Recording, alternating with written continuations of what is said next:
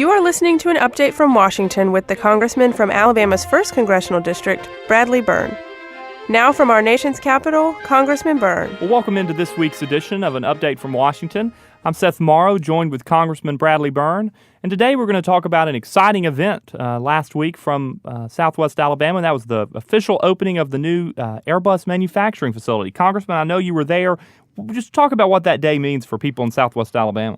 You know, I've been living in Southwest Alabama my whole life, and I turned 60 this year. My family's been there for over 2 centuries. This was one of those really great days spanning that entire period of time. Be very few days were as big as yesterday. We had 80 news outlets there at that opening, most of them from Europe. They were carrying the whole thing live in Europe. So Mobile and our part of Alabama was just on the world stage in the biggest possible way. And, of course, what it really means long-term is that there will be a growing number of very high-paying jobs for people throughout Southwest Alabama, not just those that live in Mobile. So it's a huge, huge deal for us, and I think is a very good sign for the future. What were some of the highlights or some of your favorite moments from that ceremony? Well, I think the best part of the ceremony was when they put the stage together, they put the people that work at that Airbus facility on the stage. In other words, people like me and the governor and all of those, we were out in the audience. The most important people in that room were the people that work at Airbus that are going to make that airplane. And I just think that was so important. The other thing that I was really glad to see was to see former Governor Bob Riley and my predecessor, Joe Bonner, who were two of the people that worked so very hard to make that happen, to see that they were there for a day that they worked on for so very long. And I'm excited about that day, but I'm just as excited about what I know will be many more days in the future. We will see these gains in employment, gains in new companies come into our area. It's going to be transformative.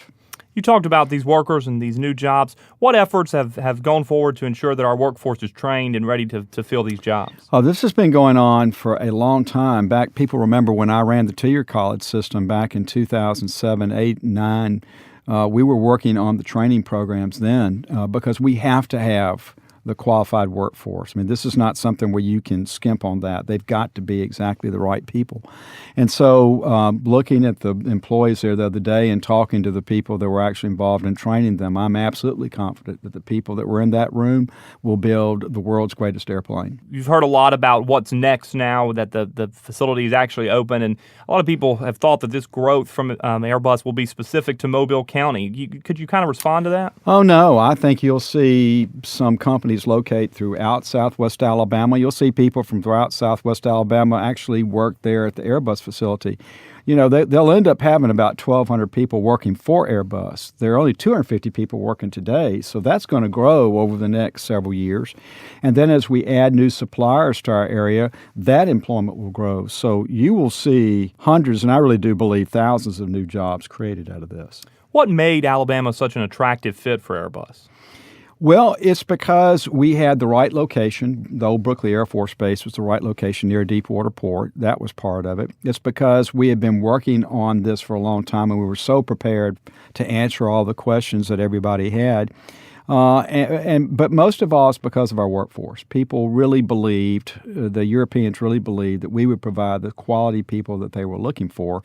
And so I know the business incentives and all that sort of thing that the state and local governments offered were important, and I'm glad we did that, and I was a part of doing that. But I think providing the right kind of people to work there was the key factor. A lot of people remember the disappointment with the tanker contract years ago. So this day, I guess, was kind of a day of reckoning, so to speak. Well, you know, the great thing about the tanker was we were going to build one tanker for every 4 or 5 commercial jets. So if you're going to pick one or the other, we picked the right one.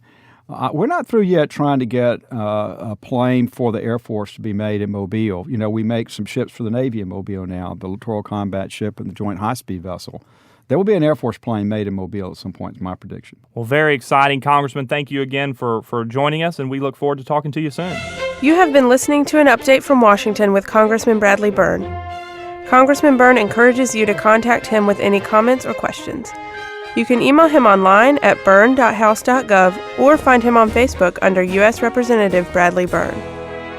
Stay tuned to this station next week for another timely report from our nation's capital. This broadcast has been pre-recorded.